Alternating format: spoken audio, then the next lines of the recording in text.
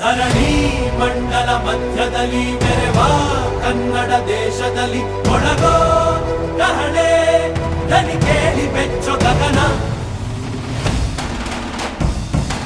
ಕಪಟ ಇಲ್ಲದ ಊರಿನಲ್ಲಿ ಕರುಣೆ ತುಂಬಿದ ನಾಡಿನಲ್ಲಿ ದಿನವೂ ಕ್ಷಣವೂ ರಣಕಲಿಗಳಿಲ್ಲಿ ಜನನ. ಕನ್ನಡದಲ್ಲಿ ಉಸಿರಾಡುವುದೆಂದರೆ